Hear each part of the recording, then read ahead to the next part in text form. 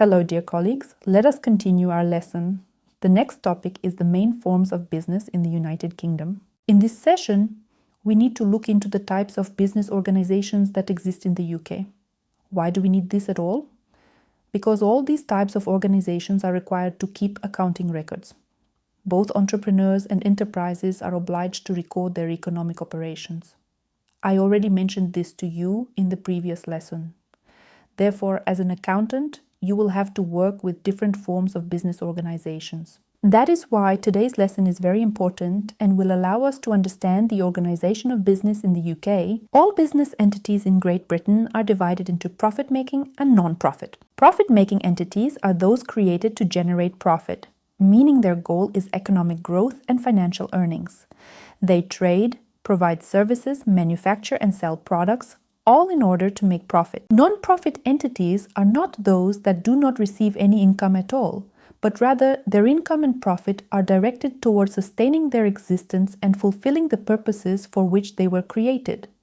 These may include charitable organizations, political parties, other public organizations, environmental associations, churches, and so on. If we speak about profit-making organizations, they are divided into businesses and entrepreneurs. Entrepreneurs are individuals, people who decide to engage in business activity and begin working to make profit. Which forms of organization are relevant here? Entrepreneurs are represented in two forms: sole trader or partnership. Sole trader is an individual entrepreneur and partnership is a union of two or more entrepreneurs. So if you have entrepreneurial activity and you decide to run a business, once you receive more than £1,000 of income per year, you must register as an entrepreneur. In this case, you register as a sole trader. Now, about registration. To register as an entrepreneur, you may do it right at the start of your activity, or you can do it at the end of the year when you need to file an income tax return. This option is not available in many other countries. You may have been working and suddenly realize, oh, I had business activity, how much did I earn? I calculated and it was £5,000.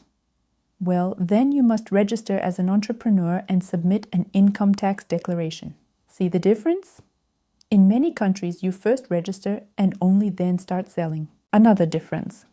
A sole trader may use their personal bank account opened in their name.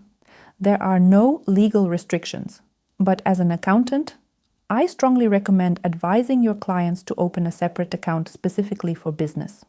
Why? Because when an entrepreneur mixes personal and business expenses, you will waste a lot of time sorting out every single payment, marking that another cup of coffee bought is not a business expense. It is a waste of the accountant's time. Therefore, emphasize that it is worth registering a separate business account. Moreover, this also brings extra benefits for the entrepreneur, such as eligibility for credit support from the bank when opening a new business account. So keep business and personal expenses separate. Always work through the business account. If they do not want to open a business account, at least open a separate personal account in another bank for business transactions. And never use their entrepreneur's card to pay in stores. This will make your work much easier. That is another important feature. Next, another feature of sole traders is that they can choose any business name different from their own. In Ukraine, if you register as an entrepreneur, you must use your personal name. Here it is different. You can be Vasil Petrovich, but name your business Beehive or Building Materials or anything else. The only restriction is that you cannot add abbreviations such as LLP, LTD, PLS, PLC, because these are reserved for other legal entities. Otherwise, you are free to choose. When such a business is closed, you just notify the tax authority. If the entrepreneur wants to start a new business later, you register them again under a new name. Now, suppose two entrepreneurs decide to open a coffee shop together. One buys equipment, the other trains staff and purchases supplies. They may split costs equally, or in a 30-70 ratio. Then they must register a partnership. A partnership is simply two or more entrepreneurs who could have worked separately but decided to work together. When they work together, they must register a separate legal entity, state their ownership shares, and record the income and expenses of that entity separately. The profit is then divided according to the shares agreed upon during registration, whether 50-50, 30-70, or otherwise. If you need more information about each form of business organization, it is fully available Today I will show you how to use the Gov.uk website. It is your reference book. As an accountant in the UK, you can find information there about all forms of business, how they are organized, and how to register them yourself. How to register a sole trader or a limited company, I will show you in video lessons. For everything else, please visit the website. The information is open to everyone. Now, let us move further.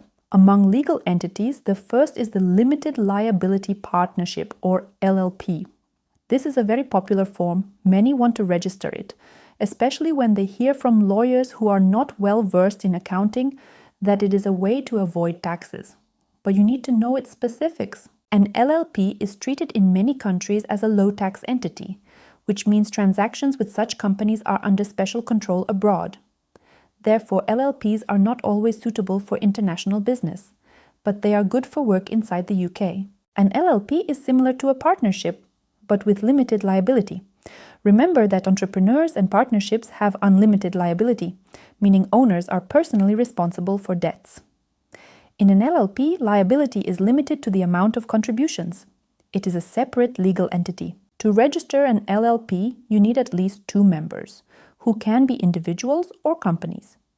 Each member pays tax on their share of profit in their own tax return, just like in a regular partnership. This profit is not taxed at the company level, but is reported individually. If the member is a UK tax resident, they declare and pay tax in the UK. If not, they pay in their own country. Therefore, for business activity inside the UK, this is not an offshore scheme at all. It is a good form of registration for UK tax residents. Next, the Private Limited Company, or LTD.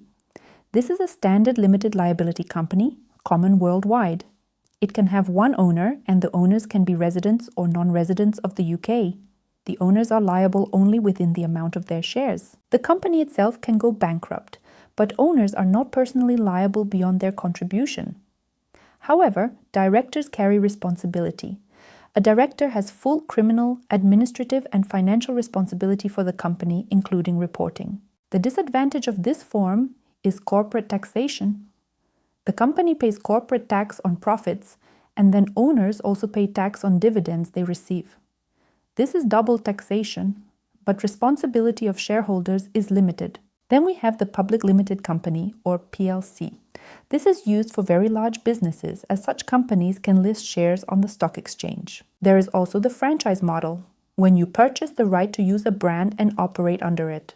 The business form may vary, but follows the franchising agreement. A branch of a foreign company is not a separate legal entity in the UK, but must be registered with Companies House. Foreign companies may open branches or subsidiaries in the UK to conduct business, and these are subject to UK law. Community interest companies, or CICs, are social enterprises aimed at community benefit. They have a special legal structure and must work towards social goals. Charitable incorporated organizations, or CIOs, are suitable for charities. They are separate legal entities, provide limited liability, are funded by donations, and are exempt from corporate tax, using all income for charitable purposes. There are also unincorporated associations. These are simple non-profit groups without legal entity status, such as clubs or volunteer groups. They are owned and run by their members for their common benefit. If such an association starts making profit, then it must register and pay corporate tax. Otherwise, it is exempt from taxation. Examples include sports clubs, volunteer groups, or chess clubs. So, we have reviewed the main forms of business organization. I briefly touched upon their registration and taxation. You can read more in your manual. Move on to the next lesson, and we will continue exploring this topic. I hope this information was useful to you, and we will keep working together.